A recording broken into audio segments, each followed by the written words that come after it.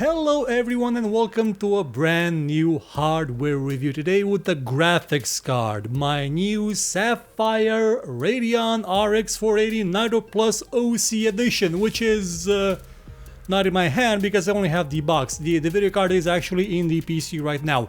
One thing to mention, this is the 11260-0720G SKU, meaning that it only goes all the way up to 1306 MHz, not the 1342 MHz that the other OC version goes up to.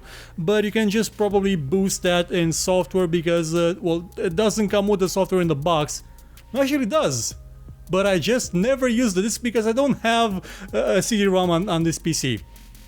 So, this is not going to be what you would call a sort of super duper in-depth review, mostly because I'm actively using the video card right now and I probably don't really have a lot of things to compare it to compared to other people.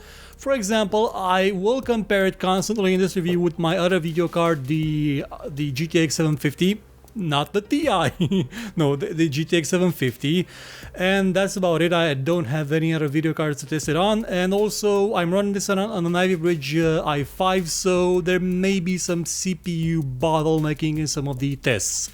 That being said, well, let's see what this thing can do.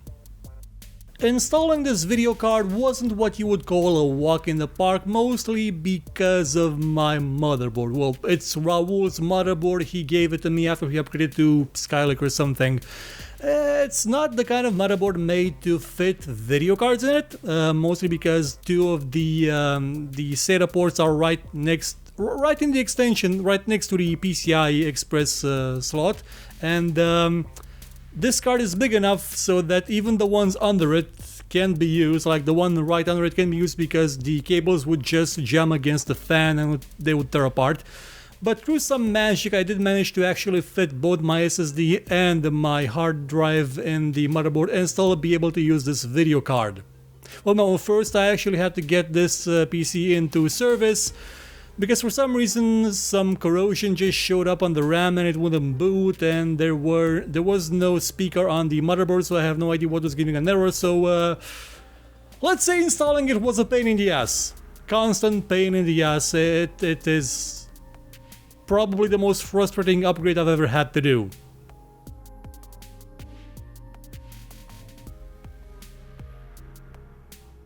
But thankfully now it's installed and everything is hunky-dory. Or it would be. Let's talk a bit about software. You know, AMD, I believe, gets a bum rap when it comes to software. I mean, I've used the 5850, the HD 5850 for years. That thing ran like a champ, and the newest drivers it ever had, like those Crimson drivers, or Omega drivers, the first edition, whatever they were called, when they launched the new Catalyst interface, the Radeon settings, that thing runs superbly. It was lightweight, it didn't consume resources, it was lightning fast compared to Nvidia, compared to what AMD used to have. It was superb. They screwed it up. They actually managed to screw up that simple menu interface. Now it loads a bit slowly, it sometimes hangs, and here's a funny thing. We were streaming Wildlands a week ago. You may have noticed that during the stream at some point I just kept going, hey, what's wrong? Something uninstalled, something is installing, I have no idea what's going on. Turns out it was this video card. It sort of uninstalled itself. I'm not sure what it did, because the next morning the driver was at the correct version, like the 17.2, but parts of it weren't. Like, parts of it did not have the correct versions of the software in them. OpenCL looked like it was starting its own religion, and oh yeah, Relive uninstalled itself. Speaking of Relive, I actually rely a lot on recording software that uses the built-in thingamabob, H24, the hardware encoder, because, you know, Fraps kills my CPU if I... Well, technically Fraps itself doesn't kill the CPU when I'm recording. It's writing on the disk that does, because it writes a lot on the disk.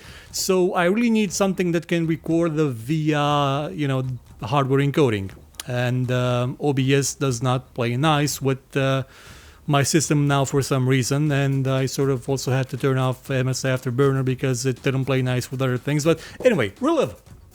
It's in a rough state right now, so there are desyncing issues, things don't necessarily work properly. Shortcut keys, yeah, shortcut keys don't seem to be properly functioning. AMD, look at me. Shortcut keys. How do you screw that up? Really? Like, I can't bind control and the decimal point on the numpad to anything. And when I use my standard layout of control and 0 from the numpad, it would sometimes not work and just default itself, even though it kept showing the bind I put, it just defaulted itself to Control Shift R. And it would sometimes just die. And also, keeping the instant replay function active is it can sometimes lead to instabilities and it won't work. I really hope they fix Relive because I kind of need it. Because without it, I'm just gonna have to, you know, there wouldn't be much of a difference actually if I had just kept the old graphics card. Because again, recording with something like Fraps does kill my frame rate quite a lot. But thankfully in video games I haven't had really issues with the video card. I mean, apart from it uninstalling itself. And oh yeah, there's one thing, the demo of Doom will not run on Vulkan. I don't know why. Other people that have the 480 have said it works for them. Dota 2 runs in Vulkan. It's the only thing with Vulkan that I have that doesn't actually work for some reason. And oh yeah, one last thing. If you're planning on getting this card for OpenCL encoding in something like Adobe Premiere, well, don't. It's not necessarily this card's fault. Like this card, not at fault. AMD, probably not at fault. Adobe, oh hell yeah. I was gonna say fuck, but no, hell yeah, it's their fault. Support for OpenCL and a lot of the Adobe suite is kind of so you may as well just stick to CUDA. I kind of wish I had another PCI slot so I could just put in the 750 in there and have it do the encoding for me. It would have been actually kind of useful, but it's not that kind of motherboard as you've seen on the background, probably because I probably put that thing back there because it's a horrible motherboard. Now, on to what this card can actually do. Like, we've sold the software now, let's talk about the card itself. This is the Sapphire variant, like I've said. It comes with 2 fans, it comes with a backplate, and that is probably the best built video card I've ever owned. This is the second Sapphire card I've owned. The previous one was a 1950 Pro, back from the AGP era. Oh, those were the days. That thing could run Bioshock like mad. It could actually still run games today. I have it in a PC somewhere around here, but oh no, it's running Linux right now, so it's probably not running games. It's a good card. Like, that was a good card, and this is a well-built card as well. And it does come with its own software, the Trick software that lets you tweak things like the lighting on it. And actually the lighting on it, the RGB lighting is pointless. I first believe that it actually let you set it to change the color of it depending on the temperature, but it's not the GPU temperature that affects the lighting, is the PCB temperature, meaning that it for the most part won't change. But I could set it to something like so it would revolve around the fan speed, but it's mostly white, so not sure what that means. Also, because this is a 14 nanometer FinFET card with all sorts of stuff that's written on the box here, the fans on this thing will probably not turn up until you get to about 30% utilizations. It's a really quiet and cool card, and I just lied big time right there. It's a cool card. Like, this thing in games has not, I repeat, has not gone over 77 degrees.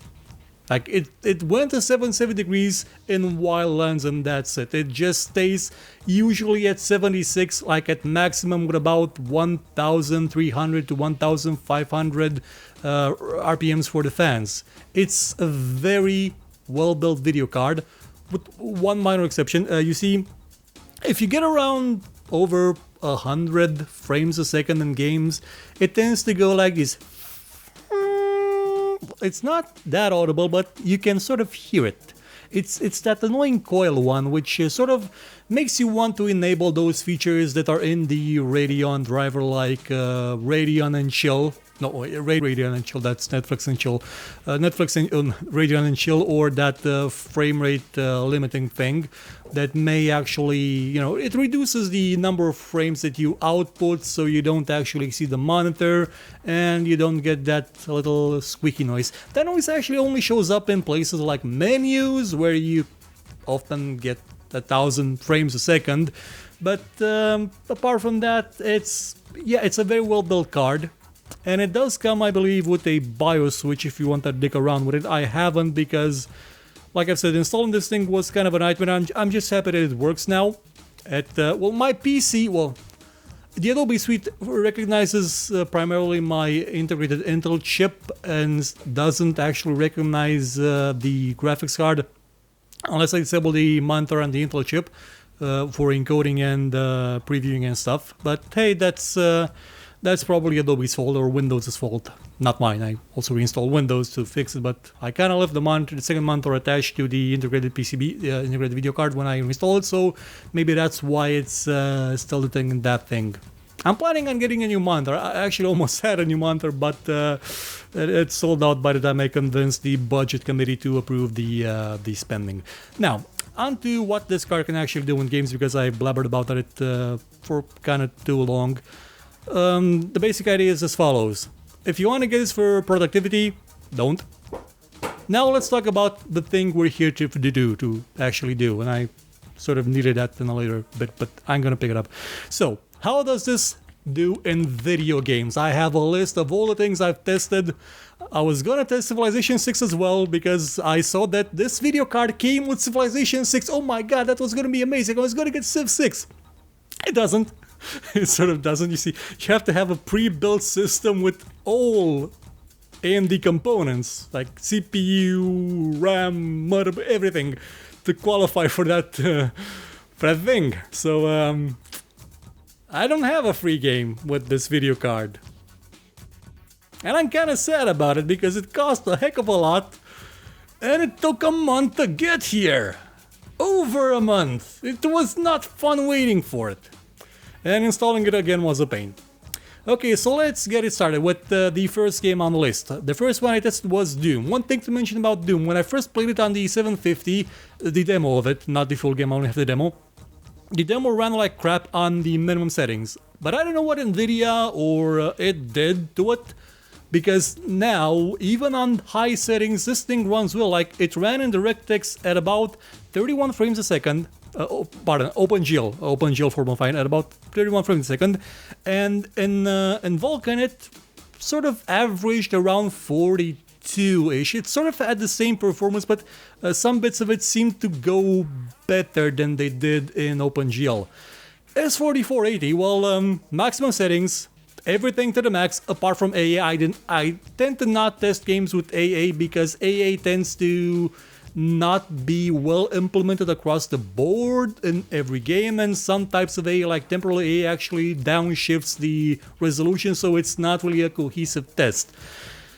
So, the 480 did 83 frames a second under OpenGL. That's an increase of a heck of a lot. That's more than double, people. That's an upgrade for you. Oh boy, that was amazing. And granted, the game was playable, a lot more playable than it was the first time, even with the 750, but the 480, yeah, it just made it amazing. So I could actually probably run this at a high resolution in VSR, because you can turn the resolution of your monitor into a virtual one and set it to be higher, which I won't do, because I tried to do that with the Nvidia card, and the second monitor would tend to go a bit haywire. It's sort of not built with dual GPU thingamabobs, independent things in mind, so I don't do that. Second game on the list, MechWarrior Online. Now, this thing actually ran fine on the 750. I got around 47 frames a second on the Tourmaline Desert map, but every couple of seconds it would just stop to load textures. It stopped for about a second or two even to load texture, because, you know, it only had a 1 gig frame buffer. Now I have 8 gigs frame buffer, so 64 frames a second. Now that still may not seem like a lot, I mean it's not a 2x improvement, but MechWarrior Online is a CryEngine game, and that thing tends to run like crap. Like CryEngine, the last version of it, you know what Crysis 3 usually looks like in most benchmark. It looks like crap. And yeah, it's a bit CPU bound and all sorts of stuff. New game on the list, Rainbow Six Siege. This thing got only, one thing to mention, I did not have the maximum Uber 30 gig texture pack downloaded when I did this test, so keep that in mind. It did 23 frames a second on the 750 and 83 frames a second on the 480. Again, this is a massive upgrade. That's over 3 times the performance. That is amazing. Elite Dangerous. Okay, so one thing, note I don't have the Horizons expansion for Elite Dangerous, so I couldn't actually go in places where the graphics actually get the uber duper heavy like on the ground. But in around stations, it got at around 66 frames a second on the 750, and on the 480 it got all the way up to 170. No, not like max. Max it went close to 200, but you know, when looking at empty space, but the average would have been around 170. Now comes the funny bit. Grand Theft Auto 5. This one was a bit of a pain to benchmark because, you know, memory limitations. Sometimes the 750 would just not load textures at all. You would see it through the earth, to the ground, and it wouldn't run that well. Well, actually, it ran better that way because no textures. But apart from the memory issues, it sort of got around at an average of about 11 to 12 frames a second. Again, on everything on max, but no anti-aliasing. Extended scaling, everything was set on max. Distance shadows, distance scaling, pi distance scaling, flying, what you might call it for streaming, everything on max. And the 480 got 43 frames a second. Again, that's close to 4 times X improvement, which again is kind of a lot. Moving on, we have the Vanishing of Ethan Carter. I chose this game because it looks amazing. It's using a style of rendering and you know, assets that you don't find in most games. I would have used the Phantom Pain, which has the same kind of idea with scanned stuff from real life, but I don't have access to that Steam account anymore. Well, I could have borrowed it again. Nah, why bother them? Okay, so in this game on the 750, I got an average of 34 frames a second while looking at buildings and running around the forest. And on the 480, I got 96 frames a second, which is, as you can see, a huge improvement. Now comes the poster boy for shitty optimization for last year, though I believe that Dishonored also has that title. The Deus Ex Mankind Divided. In DirectX 11, the 750 got around 13 frames a second average. And in the DirectX 12, it sort of confirms that whole conspiracy of, you know, were they even working on DirectX 12 when Mantle was announced? I know Nvidia said that they were working with Microsoft for 4 years on DirectX 12 when Mantle was announced. But kinda makes you wonder, why is it still in such a rough shape? And their support, why is it still in such a rough shape if they were working on it for, what is it now, 8 years? Kinda makes you wonder, well not 8 years, but at least 7. Kinda makes you wonder because this only got 9.7 frames a second in Mankind Divided on the DirectX 12. That's less frames a second. Less. By a lot, well not a lot. It's 3 frames, not even 3 frames a second. Well, it's a bit over 3 frames a second. That's comparatively to the total, yeah, it's a lot. But the 480 got 52 frames a second in DirectX 11 and 56.8 in DirectX 12. It's a gain, not a big one, but it's a gain, not a loss. A very simple thing to remember.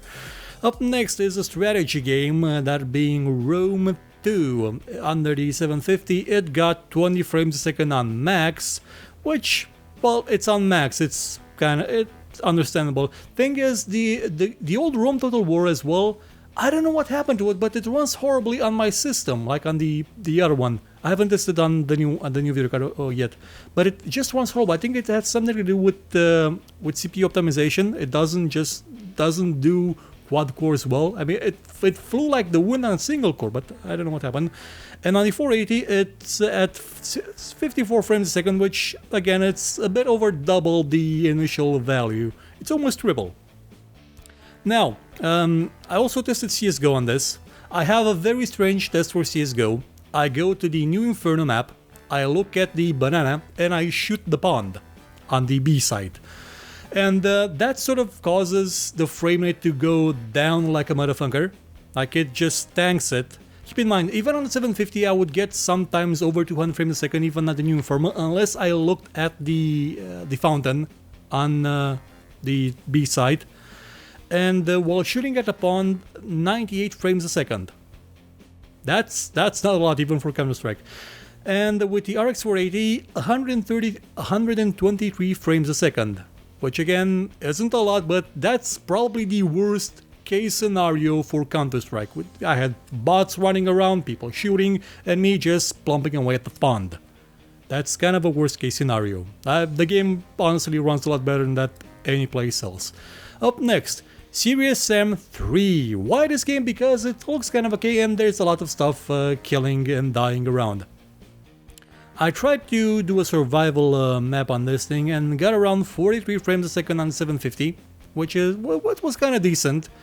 It wasn't as low as the frame rate as I got when I played it in multiplayer with about 5 other people. That's when the frame rate really tanked. But on the RX 480, I got 109 frames a second, which is a very good improvement. That is, again, more than double. I initially wanted to test Divine Divinity 2, Divinity Original Sin 2. It's funny because the developer actually noticed a spike in the sales of Divinity 2 when they announced Original Sin 2, and people sort of got confused about that. It was kind of funny and sad at the same time. But because the game is still in early access, I thought to myself, you know, I'm gonna test something that's it's gonna be new tech too, but it's gotta be something that's a bit maybe more mature. So I tested Unreal Tournament 4, the new one, whatever they want to call it, the new Unreal Tournament game, which again is still kind of an alpha, but I was hoping to get a bit more consistency. I kind of didn't, honestly, so take this with a grain of salt.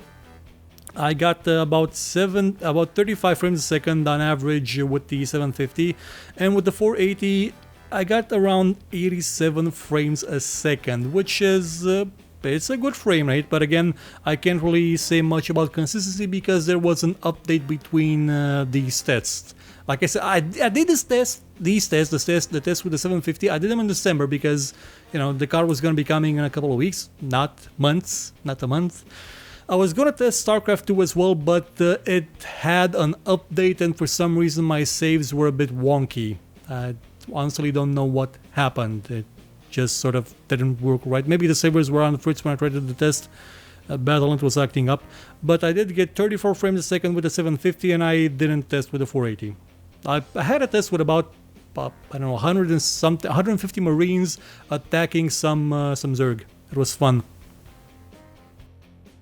Up next is The Witcher 3, which is a bit of a sour note because although it does run better on the RX 480, the GeForce video card did come with Ansel, and the game itself does support Ansel. If you don't know, Ansel lets you pretty much take complete control of the game's camera, move it around outside of the normal boundaries, and take beautiful pictures with filters, with just about anything you would want to.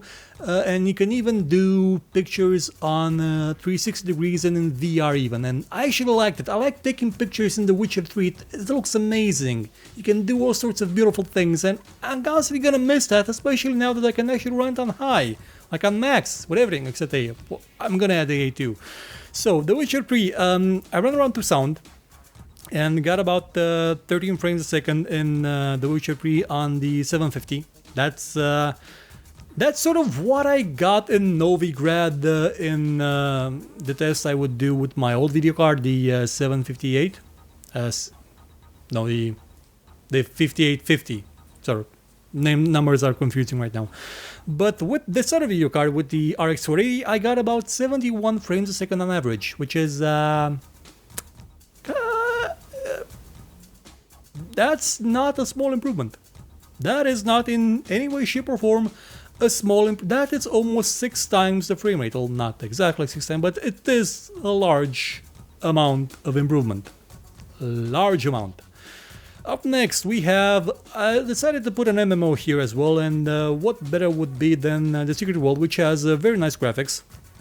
I tested this by going around Agartha and just looking at things with people around, and everything was crowded.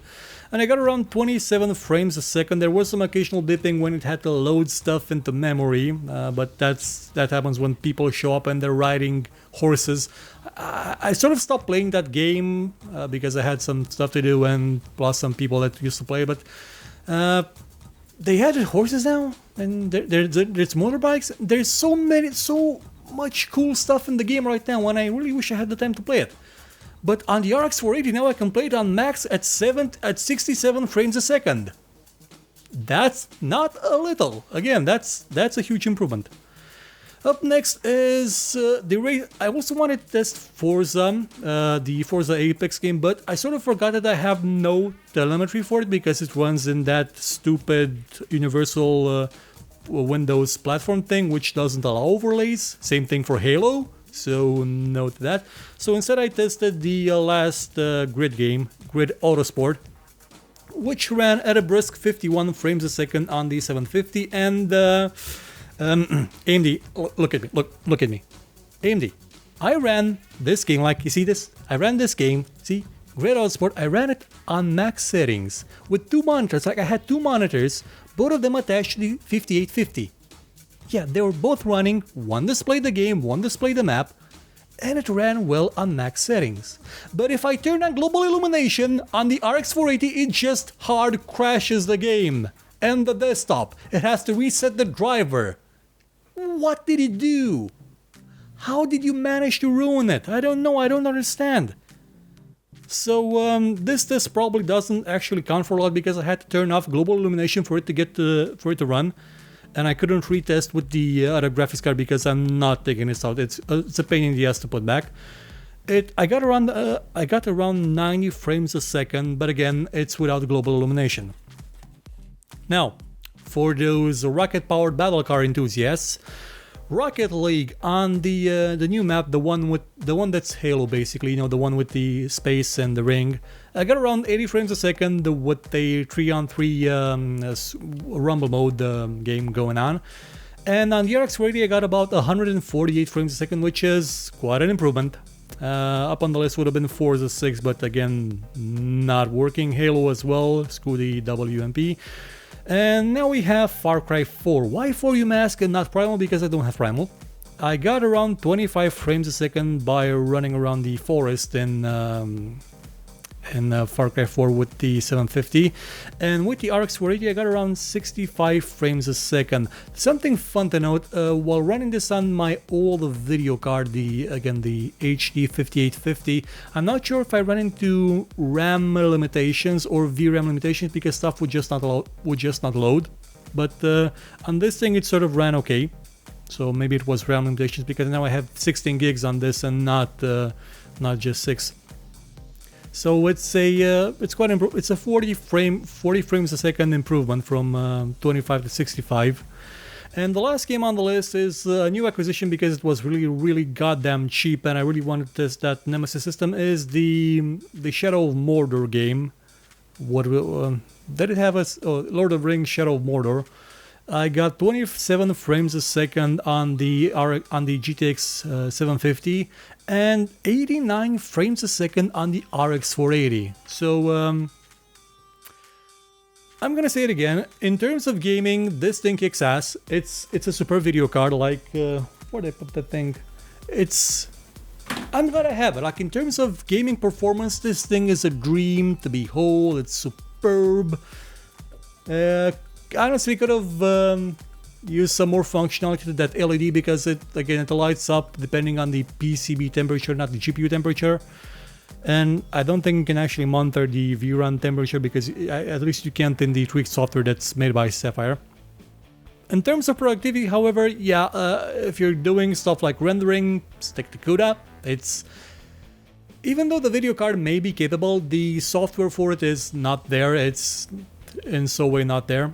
Same thing goes for Relive. The thing just doesn't work as good as it should. The audio is often out of sync. It doesn't sometimes work at all. It crashes on itself. It uninstalled itself once. Well, the whole video card sort of did, but the game still ran. I don't know how. It just sort of showed up the next day with a different-ish driver. So, would I recommend this video card? If you have a big enough motherboard, yeah, it's good. If you're just in it for games, absolutely. If you're in it for product, if you do anything with the Adobe Suite, no. Get an NVIDIA card. But hey, again, for games, the RX 480 with 8 GB, GDR5 it's a nice card. And oh my god, I'm glad I have it now. And that was the box falling on the floor, I don't care. So that would be it for the sort of ish review of this thing. It's, again, I'm not going to get into details about overclocking because I'm sort of afraid I may break it. I know they don't break as easily as they used to do. Frankly, I'm gonna let a couple of years pass until I'm out of the honeymoon phase with it. I'm not scared that it will explode and leave me without a PC and nothing to work on. And maybe then I'll get back to you about the overclocking, you know, probably when Vega 3 shows up or something. Well, that's been it. And I still have a bunch of other hardware reviews to do in the next couple of weeks. The next one's going to be for the Rocat Sora keyboard, which is going to be next week. I'm going to try and do it next week. As for the rest, the tactical command thingamabob from Hori, the wheel as well. What was it? Oh yeah, I have it around here. These things, the new headphones from Marvel, which... Remember when I said they couldn't sound worse than the last ones? Stick tuned for the review. You may be surprised. It's an adventure. Well, I'm gonna review all these things in the next couple of weeks, but there will be a pause each week, so there'll be each second week sort of. I'm gonna insert something else in between because doing hardware reviews takes up a lot of time and a lot of resources in terms of lighting and green screening and moving stuff up. It's an exhausting process, and we're gonna get 2 more keyboards to review. One of them looks like it's gonna have killer switches again, so wish me luck. But again, if you're in the market for a video card, yeah, the RX 480 is quite good. It hasn't exploded my PC yet, so they probably fixed that thing with the power usage. I hope. Goodbye. Thank you for watching this show. If you enjoyed it, please consider watching some of our other videos and maybe sharing them or giving a thumbs up if you feel like it. And if you really liked what you saw, please check out our Patreon page. For just $1 a month, you could help us make much better shows and get some rewards in the process. Or you could consider buying my book called Tale of Doom. Volume 1 is out now and available for just $2. And as always, if you thought it was horrible, you know where to find me and complain about it.